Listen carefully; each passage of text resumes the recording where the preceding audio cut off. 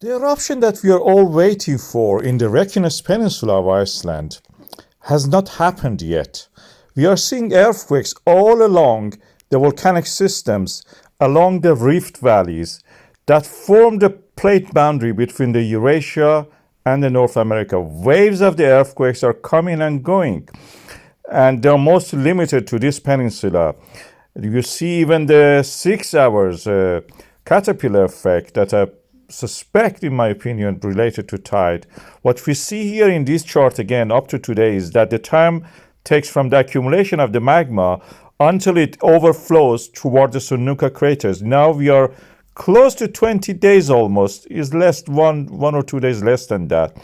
And then eruption in the previous February eruption was around that time, which was shown that diagram by the purple rectangle, as you can see here. We have a few days until there, but according to the Meteorological Office of Iceland, we will have an eruption in the Stóra-Skógafell, or between that area and Hagafell, along the practically Sundunka 1 and 2 eruptions in the December and the February 2023 and 24. On this map, you can see that the magma level has reached the previous eruption in the February, which is around 9 million cubic meter of magma. It will erupt in that area any moment. But the depth of the earthquake doesn't show us that. Every day, 500,000 cubic meter is added to what is already under the Svartsengi volcanic system. And that area acts like a reservoir. We are talking about a depth of 10 kilometers. Practically at that depth, the earth crust lithosphere acts plastic, is malleable. It actually can flex.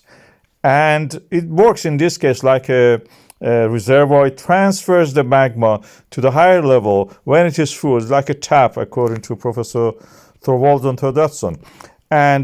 But in that case, why we have not that eruption yet? Of course, I think that the tide has an effect. Full moon, when it is, we have the spring tide in that case, has an effect. The next, spring tide is during the new moon in the 10th of the March. The effect of the tide, in my opinion, on this lithospheric part of the Reykjanes Peninsula is like the effect of the waves on the segmented floating bridges. They can rise and go down. And in that process, they pinch out actually some of the magma upward. Of course, the thinning of the crust rises the magma, which is formed by the uplift of the mantle, and then it can erupt when it reaches the surface. We see similar to this effect on the Saturn and on the Reykjanes Peninsula. I believe it is similar to that. Volcanic systems on the Enceladus, the satellite of the Saturn, and on the Reykjanes Peninsula, in my opinion, look very similar.